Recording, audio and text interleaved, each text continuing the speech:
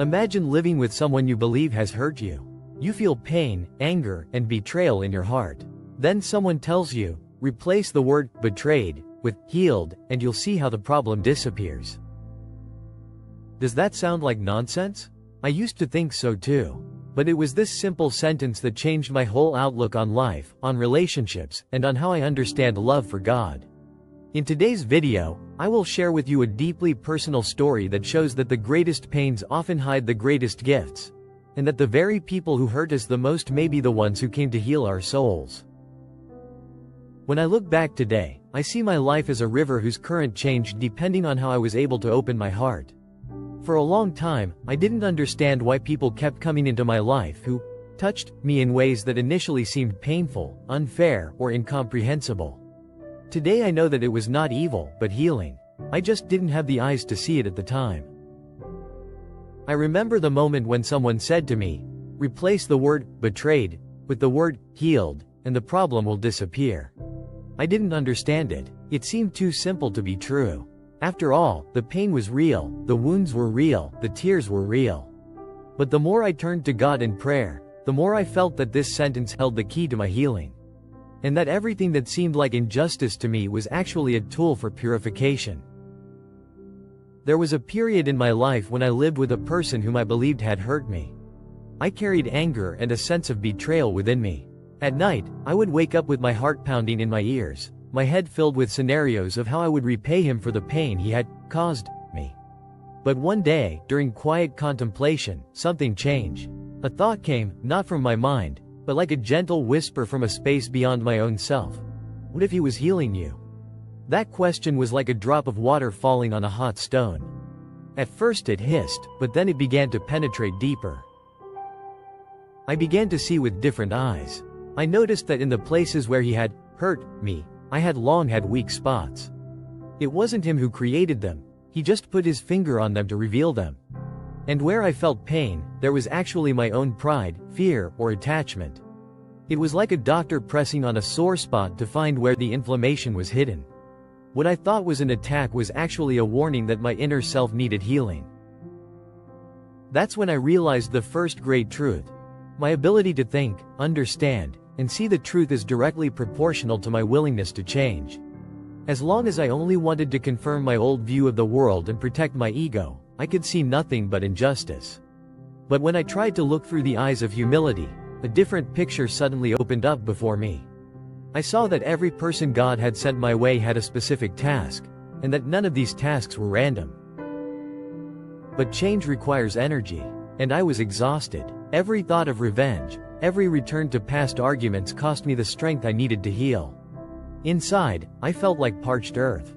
That's when I began to understand that the source of energy is not just food, sleep, or rest. True energy comes from love for God. And the more I felt it, the more strength I had not only to face life, but to change. In the evening, before going to sleep, I began to consciously imagine that my breath was becoming a prayer.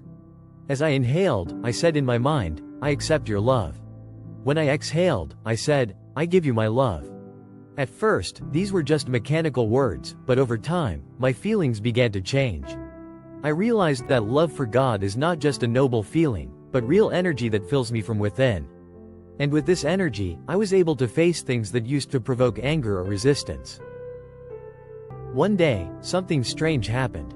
The person I lived with did something that would have hurt me to tears before. But this time, I didn't feel anger.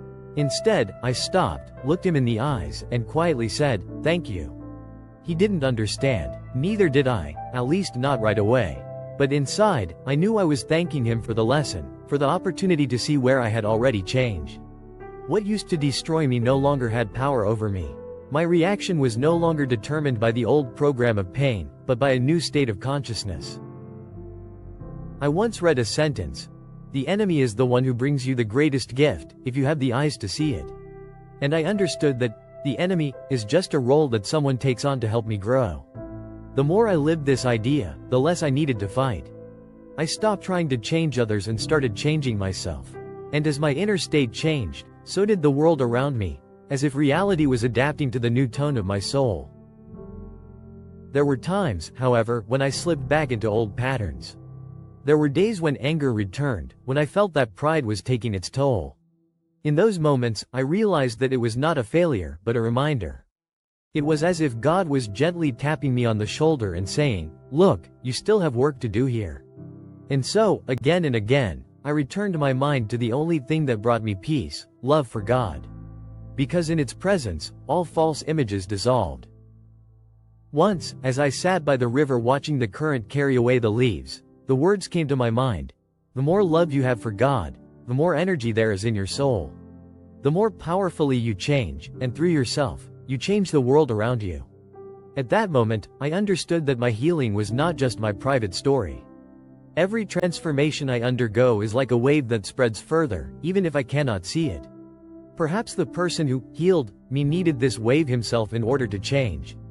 Perhaps our souls were connected long before we met, and this game of pain and healing was just a way of reminding each other of the truth. Today, I no longer perceive the people who hurt me as culprits. I see them as doctors of my soul, often imperfect, sometimes harsh, but always sent from above. And when I catch myself returning to old thoughts, I remember the words that once changed my perspective. Replace the word betrayed with healed, and the unsolvable problem disappears. This simple sentence became a bridge from darkness to light.